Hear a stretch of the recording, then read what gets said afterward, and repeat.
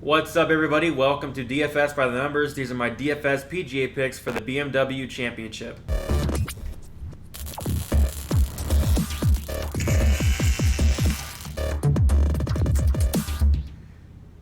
What's up, guys? Welcome back to another DFS PGA picks video. This time we are breaking down the BMW Championship. It is a no-cut event. Really looking forward to it. It should be fun. I'm going to give you guys my top 15 players out of my player pool here. Before we get started and break it down, if you guys can leave a like, subscribe if you haven't yet, would really appreciate that a ton. NFL season is right around the corner. I've been doing some research the past couple weeks, getting ready for it. If you guys are into NFL DFS, I'm going to be doing that all season long. So make sure you subscribe so you do not miss out on that. But with that said, we're going to take a look at the course info here. So we're at the Olympia Fields Country Club. It is a par 70. We have 7,366 yards. There are 4 par 3s, 12 par 4s, and 2 par 5s. And like I mentioned, it is a no-cut event. Everybody makes the cut. Key stats we're looking at for this week: strokes gained off the tee, par 4 average, strokes gained on approach, birdie or better percentage, bogey avoidance, and also that current form. So getting into the 10K and up range here, we have Dustin Johnson, which he won last week. He looked absolutely fantastic. Johnson, I think he had a 59 or a 60. He had a crazy round. He did struggle earlier on this year, but he's been fantastic lately. He won last week and finished second before that. Great stats at this course: 5th in strokes gained off the tee, 8th in par 4 average, and 5th in birdie or better percentage. Dustin Johnson's been hot, and he's finally back. I remember a couple weeks ago, he was like 8,500 something crazy like that, but he's finally priced where Dustin Johnson should be priced. So I'm going to keep playing him and see if he can keep it up here. So Justin Thomas, 10,800. Just got to mention him because he is a very high upside play. He can win on any given week if he is on that particular week. Average finish of 21 in his last 5 tournaments. He's first in strokes gained on approach, 3rd in par 4 average, 7th in bogey avoidance, and 4th in birdie or better percentage. So fantastic stat fit. Like I said, he's pretty much a boom or bust player, but when he's on, he is definitely on, so we got to mention him here. As for lineup construction goes, I really like their 8K range. We'll get to it in a little bit, but I'm going to be starting a lot of my lineups with guys in there. There's not much down there in that 7K range or even the punt range at all, so most of my lineups are going to come from the 8K range, and we'll touch on that in a little bit.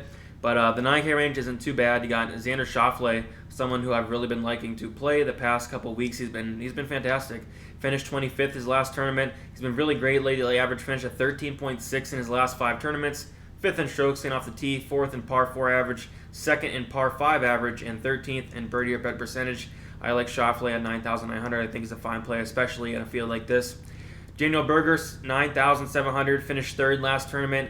He's had a great season. Average finish of 14 in his last 10 tournaments. 7th in par 4 average, 9th in par 5 average, and 6th in birdie or better percentage. I think Berger's a fantastic play as well.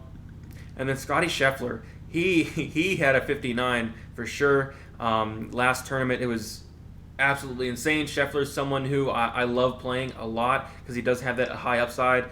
But he did struggle a bit, towards a couple weeks ago, and then he finally got it going. He's been on fire lately. He finished 4th in his last 2 tournaments and has an average finish of 24th in his last 5 tournaments. He is a little pricey here, but there is high upside, so we got to mention him. If he continue the success he had last week, I think he'll have a fine week, but the price is a little high. All right, getting into the 8K range, and this is my favorite range. There are even some guys I even left out that I'm definitely looking at, but Hideki Matsuyama, 8,500. I think it's a great price here for Hideki. He's finally coming into good form. He finished 29th last tournament. He's 6th in strokes gained on approach, 8th in par 5 average. He fixes the course really well. I like Hideki at that price quite a bit.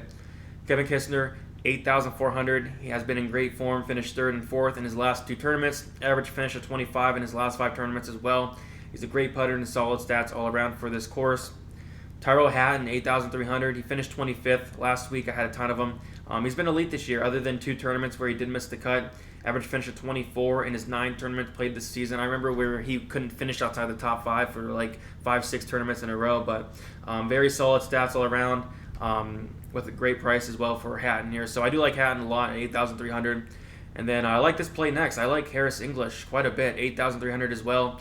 A solid price for him. He's been playing absolutely fantastic. He's been having a good season as well. He finished 2nd last tournament, average finish of 15 in his last 5 tournaments, 9th in par 4 average, 2nd in bogey avoidance. He's some great value at 8,300. So in this range, I do like Hatton quite a bit. I like English quite a bit. English is probably my favorite play in this range. And then we got Victor Hovland, 8,100. I love the price here. He has been playing very, very great this season, especially since returning from that layoff. I don't think he's missed a cut, or he missed a cut once, something like that, but he's been good. Average finish at 32 in his last 5 tournaments, 13th in strokes in off the tee, 10th in strokes in on approach, and 24th in birdie or better percentage. I like Hovland quite a bit at 8,100. I like that price quite a bit.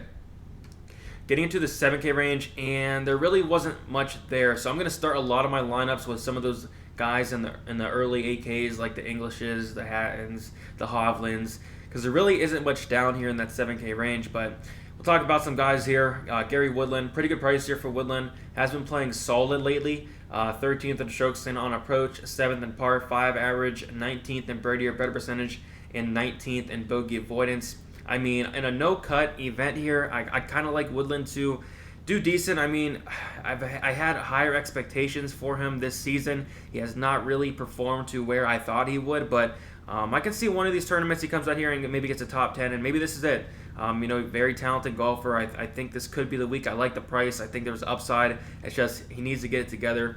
Abraham Answer, 7,700. He missed the cut last week, which was very surprising. He missed the cut.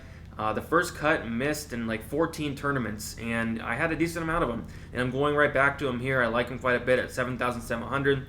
He's been having a fantastic season. Like I said, it was his first cut in 14 tournaments that he missed. Solid stats all around for this course with a great price. I like Answer quite a bit. I'm going right back to him. I think maybe it'll lower his ownership since he did miss the cut last week, but he's been solid. He's been very, very solid this year, and I'm gonna have a lot of him this week. Russell Henley, 7,800. He's been playing great. Average finish of 25 in his last 5 tournaments there. Great stat for this course. 4th in bogey avoidance. 14th in par 4 average. 3rd in strokes on approach. Henley's not a bad play at 7,800. And then Mark Hubbard, 7,000. Has made 7 out of his last 8 cuts. Getting back into good form with finishes of 15th and 29th in his last 2 tournaments.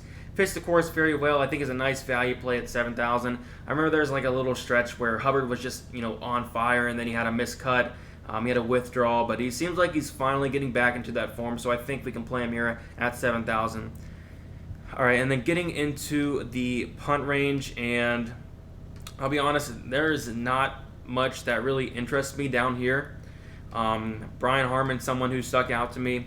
He's 6,900. He's made 4 of his last 5 cuts. I think he fits the course well, especially for his price. A very good stat fit, and he's down here at 6,900. He's 12th in bogey avoidance, 8th in strokes gained approaching the green, and he's a great putter as well. So I do not mind some shots on Harmon as well. So I think he can succeed at this course.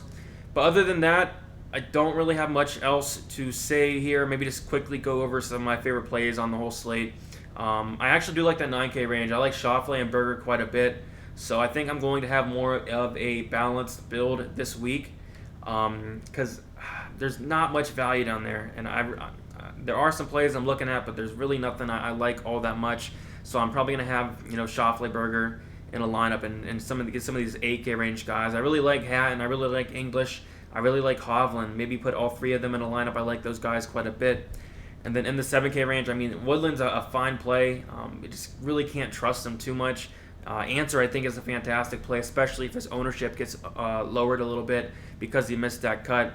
And then, like I said, there's not much in that punt range, but it should be a fun event.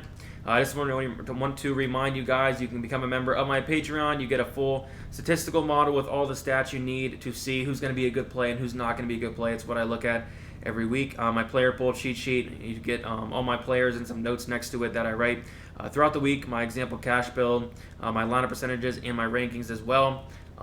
It is the 26th, so you could just wait until the 1st. It's when you'll get the most value on the 1st. That's when you'll get 4 tournaments for $2.25. It's $5 a month. But if you want to sign up now, I still think you're getting great value, even $5 for a week. I try to make it the lowest price possible so you guys can sign up anytime you want. But with that said, thank you guys for watching. Thank you guys for all your support. Please like this video if it helps you out in any way. You guys can follow me on Twitter, DFS_numbers, Instagram, DFS by the numbers. I'm always open to any question. whatsoever. I'm usually pretty good at getting back to you guys. So with that said, good luck and let's make some money this week/weekend.